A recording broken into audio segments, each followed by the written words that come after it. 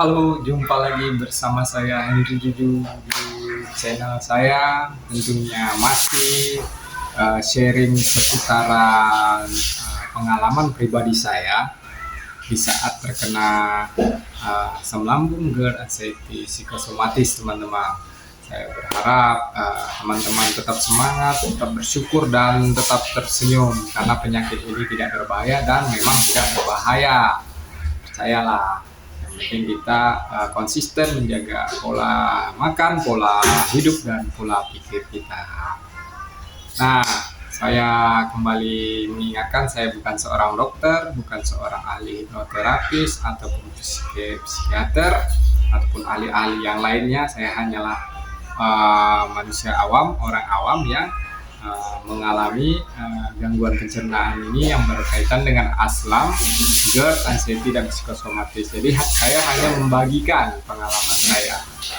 Semoga informasi ini bisa menambah info buat teman-teman semua, karena setiap orang memiliki cara tersendiri untuk menyembuhkan dirinya.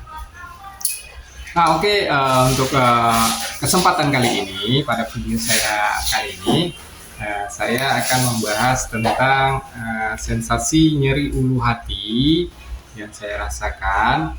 Seperti ulu hati itu nyeri, mengganjal, sesek, sehingga membuat nafas tidak nyaman, larinya ke dada nanti ya, seperti itu teman-teman. Nah, kita harus tahu lebih dulu penyebabnya nyeri ulu hati tersebut dikarenakan oleh apa, seperti itu. Kalau saya sih pribadi, saya kan sudah tahu bahwa penyakit saya tersebut itu dikarenakan memang asam lambung GERD ya, tentunya menyebabkan nyeri ulu hati tersebut.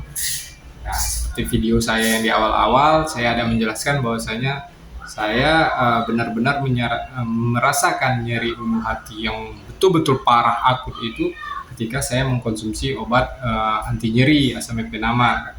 Karena sebelumnya saya sudah memiliki riwayat MAH, gejala-gejala yang menyebabkan ketidaknyamanan pada pencernaan saya, seperti itu ya teman-teman ya. Nah, nyeri ulu hati sendiri bisa disebabkan oleh beberapa faktor teman-teman. Tentunya untuk lebih pastinya kita harus cek ke dokter dulu ya, karena dokter lebih tahu begitu. Yang pertama bisa disebabkan karena batu empedu teman-teman. Nyeri ulu hati itu juga merupakan gejala pertanda kita memiliki batu empedu, gangguan batu empedu.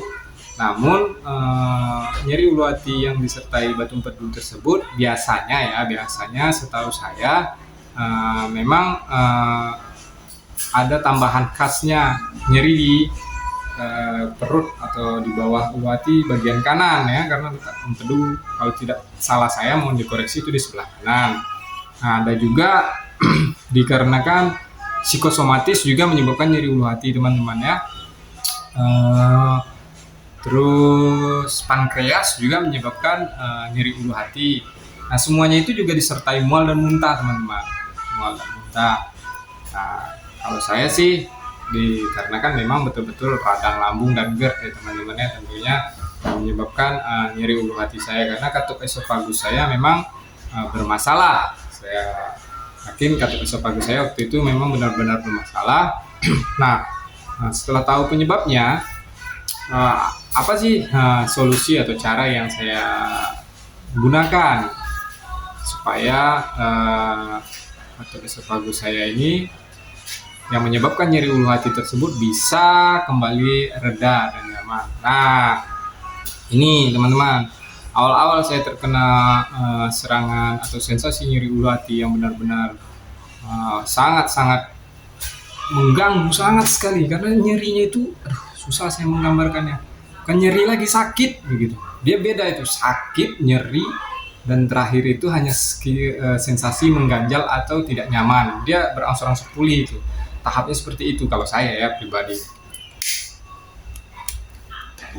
Nah, ketika awal-awal terkena itu, saya mengkonsumsi memang dibantu oleh obat dokter teman-teman ya, yang berupa PPI ya, protokol inhibitor, terus Antacid ya, antacid sama rebamipid teman-teman ya, rebamipid. Nah, 3 golongan obat tersebut membantu saya untuk meredakan atau membuat sensasi yang betul-betul sakit itu berkurang teman-teman ya.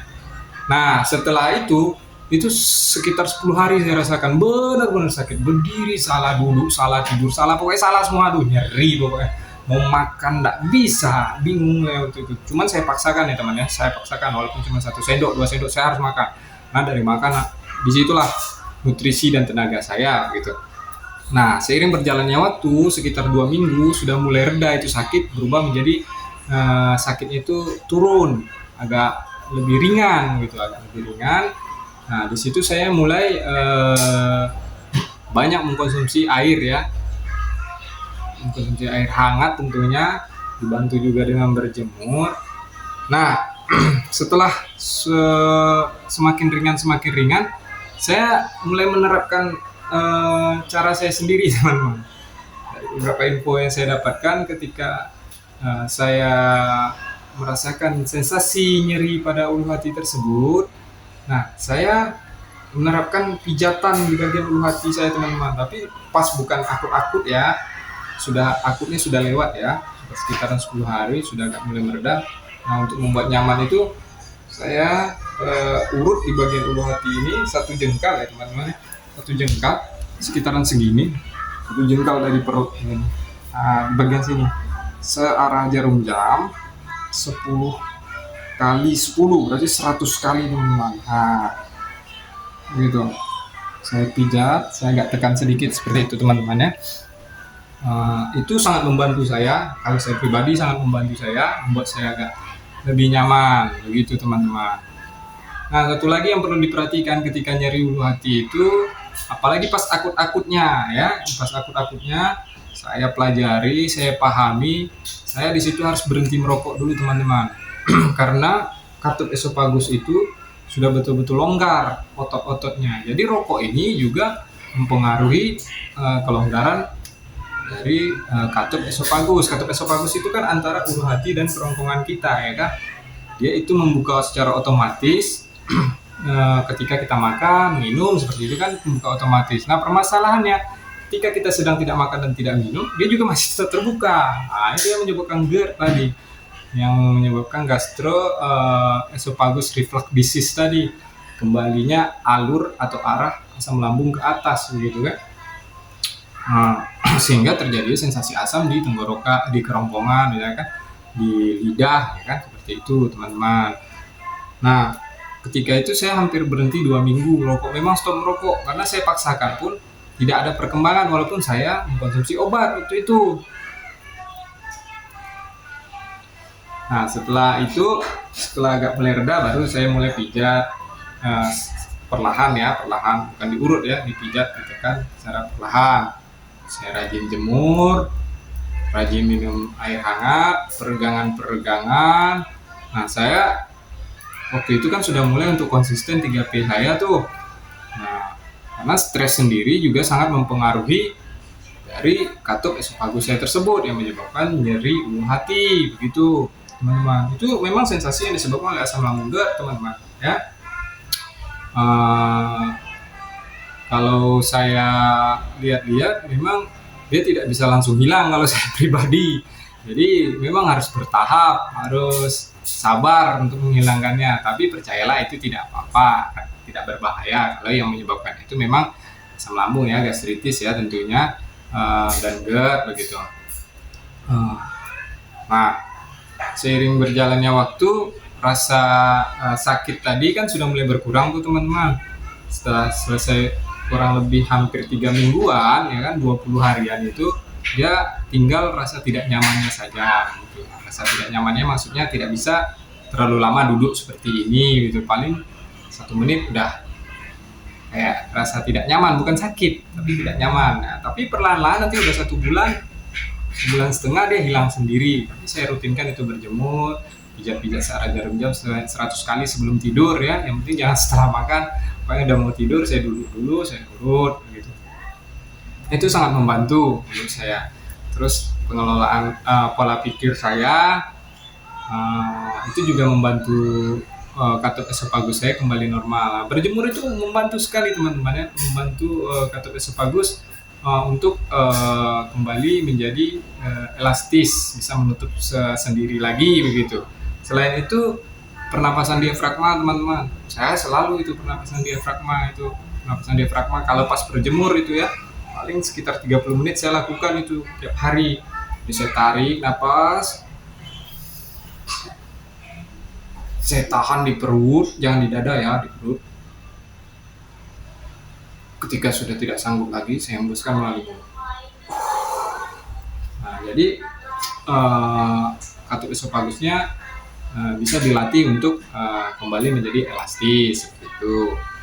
Nah, itu juga sangat membantu saya. Itu teman-temannya. Yang penting pas lagi akut-akutnya bagi yang perokok, saya sarankan, kalau saya pribadi juga belajar dari pengalaman saya, rokok ini berbahaya kalau lagi akut-akutnya. Tapi sekarang kalau sudah tidak akut lagi, sudah tidak ada lagi sensasi yang berkaitan dengan katup esofagus,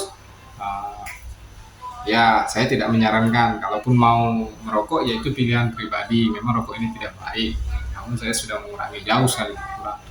Paling setelah makan saja saya merokok begitu. Nah, itulah pengalaman yang saya rasakan dan cara saya mengatasi sakit nyeri ulu hati ketika terjadinya asam lambung anxiety psikosomatis tadi teman-teman ya. Nah, saya waktu itu juga bingung itu pertama-pertamanya. Waduh, nyeri ulu hati sembuh kan, waktu itu udah sembuh. Selang berapa bulan balik lagi teman-teman, karena kembali lagi mungkin kan tidak konsisten waktu itu. Pertamanya sudah konsisten, setelah itu tidak konsisten lagi, kecolongan lagi kan, karena udah merasa enak waktu itu kan. Ini belum 100% saya rasa, tiba-tiba balik lagi nyerinya, tapi tidak senyeri yang pertama. Dia udah memberikan sinyal, baru saya ingat, oh ini ada yang salah ini gitu. Rokok udah mulai kuat mungkin waktu itu ya kan. Saya kembali lagi konsumsi obat itu. Cuman 1 minggu sudah mulai mereda, saya ulangi lagi tuh pijat dengan baik. Sampai sekarang saya pijat, walaupun sudah tidak ada sensasi, ya puji Tuhan sudah aman begitu.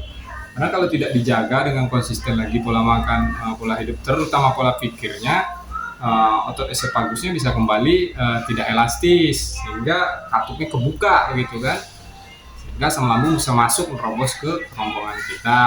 Seperti itu teman-teman ya. Itu pengalaman pribadi saya, nggak enak kalau dia kambuh lagi. Ya itu tadi lah, kadang kita berpikir udah enak sedikit, kita kebablasan. Padahal seperti video-video saya yang sebelumnya, saya juga mengingatkan diri saya, udahlah berubah saja dari cara hidup yang lama ke cara hidup yang baru.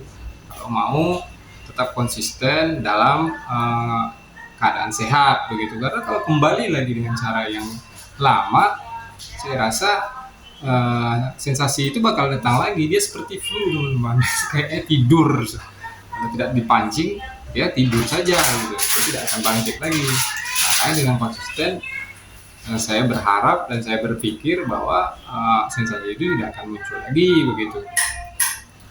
Nah, mungkin itulah yang dapat saya sharingkan, informasi cara saya mengatasi nyeri ulu hati ketika akut.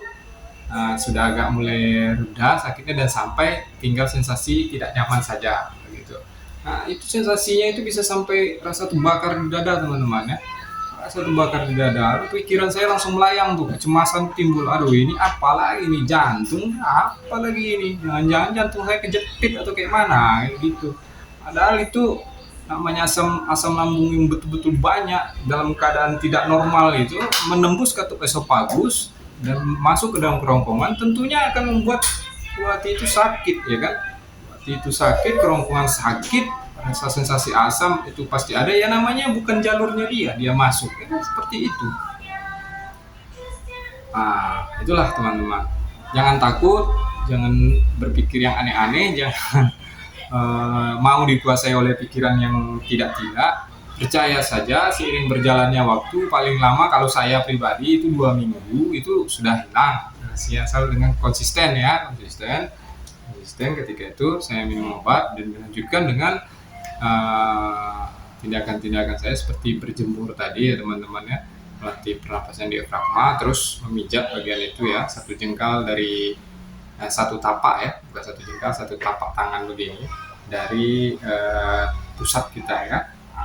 Berarti di atas ini ya, ini searah jarum jam. Pijat, tapi jangan dalam keadaan akut ya teman-teman. Saya waktu itu tidak dalam keadaan akut, jadi sakitnya sudah jauh berkurang, cuman hanya sensasi-sensasi mengganjal. Kalau dalam keadaan akut bahaya, kayak begitu.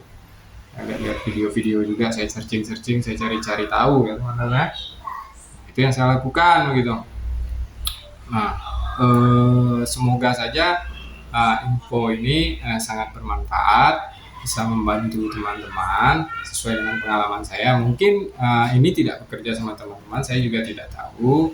Yang tahu itu hanya diri kita pribadi, karena penyakit ini perlu mengenali diri kita lebih jauh lagi, yang mana yang cocok buat kita, metode apa yang pas buat kita. Kalau saya berpikirnya kemarin ya tidak salah saya untuk mencoba, yang penting tidak membahayakan. Mungkin itu saja dari saya. Terima kasih banyak buat. Nah, itulah bagian sharing-sharing dari saya, teman-temannya. Semoga bisa menambah informasi setidaknya teman-teman ya. Walaupun tidak bermanfaat, mungkin setidaknya saya selalu mendoakan teman-teman dalam keadaan semangat, sehat, dan apapun yang jalur yang teman-teman tempuh, yang penting yakin, terus konsisten menjaga 3P-nya. Saya rasa semua sensasi akan hilang dengan sendirinya teman-teman, karena sensasi itu timbul diakibatkan dari masih terganggunya dari lambung kita teman-teman ya. Akhir kata dari saya, banyak terima kasih, mohon dukungannya jika ini bermanfaat atau menambah informasi untuk teman-teman. Tinggalkan komentar jika ada yang kurang jelas, saya akan jawab sesuai dengan pengalaman pribadi saya waktu saya mengalaminya teman-teman. Terima kasih banyak, sehat selalu, tetap bersyukur dan selalu tersenyum. Membagikan informasi kebaikan adalah menular, membagikan informasi yang baik adalah sebuah kebaikan. Salam sehat dari saya, Hendri Juju. Bye-bye.